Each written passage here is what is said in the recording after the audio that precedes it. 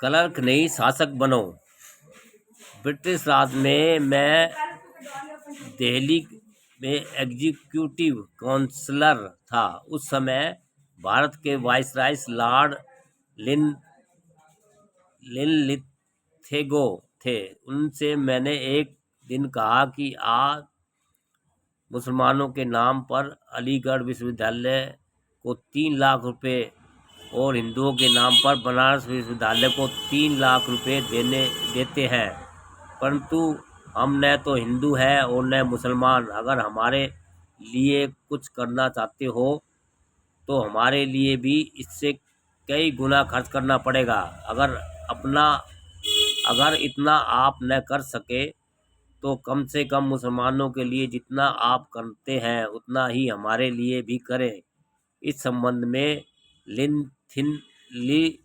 लिनथिगो ने मुझे कहा कि मुझे जो कुछ उससे कहना है मैं उसे लिख कर दूं। उनके अनुसार मैंने इस संबंध में एक मेमोरेंडम लिखा कर उन्हें दिया। यूरोपियन लोग काफ़ी सहानुभूति रखने वाले होते हैं। उन्होंने मेरे कथन को मान लिया, परंतु इस पैसे को किस प्रकार खर्च किया जाए इसका निर्णय नहीं हो पाया। उनका विचार था कि पैसे को हमारी अशिक्षित लड़कियों पर खर्च किया जाए, उनके लिए बोर्डिंग खोले जाए और उसी पर यह पैसा खर्च किया जाए। अगर इस पैसे को इस प्रकार खर्च करके हमारी केवल अशिक्षित लड़कियों को शिक्षित किया गया तो उन्हें अच्छा खाना बनाने के लिए अच्छा सामान भी चाहिए। यह सामान कहाँ से आएगा, क्योंकि हमारी जनता अत्यंत गरीब है। हमारे लोग अपनी शिक्षित लड़कियों की इच्छा पूरी करने के लिए पैसा कहाँ से लाएंगे? तब इस शिक्षा का परिणाम क्या होगा?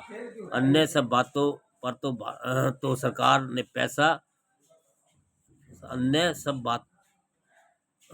बातों पर तो सरकार ने पैसा खर्च किया, लेकिन शिक्षा पर खर्च होने वाले पैसे को रोक के रखा। एक बार मैं लॉर्ड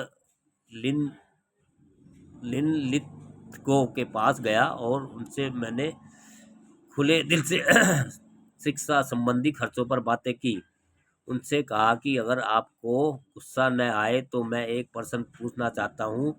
उन्होंने कहा, हाँ पूछिए। मैंने पूछा कि क्या यह सच नहीं है कि मैं अकेला 500 ग्रेजुएटों के बराबर हूँ? उन्होंने कहा, हाँ मैं मानता हूँ। फिर मैंने उनसे पूछा कि इसका क्या कारण है। इस पर उन्होंने कहा कि उन्हें मालूम नहीं। तब मैंने उनसे कहा कि अपनी मेहनत से प्राप्त की हुई मेरी विद्वता इतनी है कि मैं इस विद्वता के बल पर शासन के किसी भी पद पर बैठ सकता हूँ।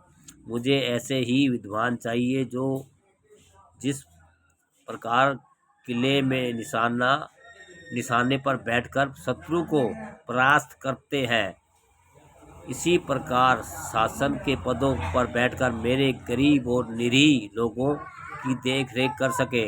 अगर हमारे लोगों की भलाई करनी है तो ऐसे ही लोगों को पैदा करना होगा, तभी इन अछूतों की भलाई हो सकेगी। केवल क्लर्कों के पैदा करने से क्या बनेगा? मेरे इस कथन को लॉर्ड लिनथिगो ने माना और उसी वर्ष 16 विद्यार्थियों को उच्च शिक्षा के लिए विलायत भेजा।